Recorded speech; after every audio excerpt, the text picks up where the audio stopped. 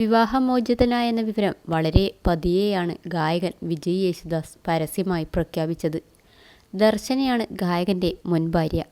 2 കുഞ്ഞുങ്ങളെ പരിപാലിക്കുന്ന ചുമതലയും ദർശന നിറവേറ്റുന്നുണ്ട്. വിവാഹമോചനം കഴിഞ്ഞാലും ഞങ്ങൾ നല്ല സുഹൃത്തുക്കളായി തുടരുമെന്ന് പറയുന്നവർ ഒരുപാടുണ്ടെങ്കിലും അത് പാലിച്ചു പോകുന്നവരാണ് വിജയ് യേശുദാസും ദർശന ബാലഗോപാലും. ദർശനയ്ക്ക് കേവലം 16 വയസ്സുള്ളപ്പോഴാണ് വിജയ് യേശുദാസിനെ ആദ്യമായി കാണുന്നതും പരിചയപ്പെടുന്നതും. വിജയ് മുഖ്യാതിഥിയായി പങ്കെടുത്ത പരിപാടിയിൽ വിളക്ക് കൊളുത്തുന്ന ചടങ്ങിൽ പങ്കെടുക്കാൻ ദർശനയ്ക്കും ക്ഷണമുണ്ടായിരുന്നു. ദുബായിൽ വച്ചായിരുന്നു ആ കണ്ടുമുട്ടൽ. പരിചയപ്പെട്ടു എങ്കിലും വീട്ടുകാരെ അറിയിച്ച ശേഷം വീണ്ടും 5 വർഷം കഴിഞ്ഞായിരുന്നു വിവാഹം.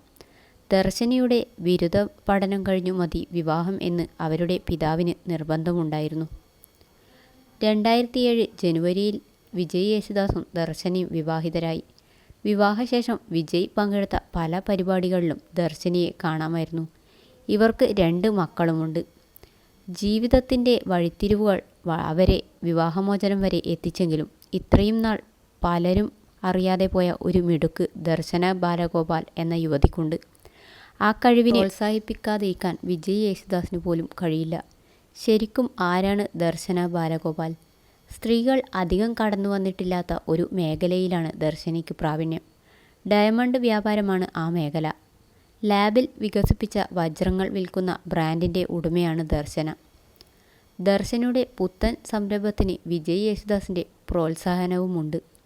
ദർശനയ്ക്ക് ആശംസ അറിയിച്ചുകൊണ്ടുള്ള വിജയ് യേശുദാസിൻ്റെ ഇൻസ്റ്റാഗ്രാം സ്റ്റോറി ഗായിക ശ്വേതാ മോഹനും ദർശനയ്ക്ക് ആശംസ അറിയിച്ചിരിക്കുന്നു.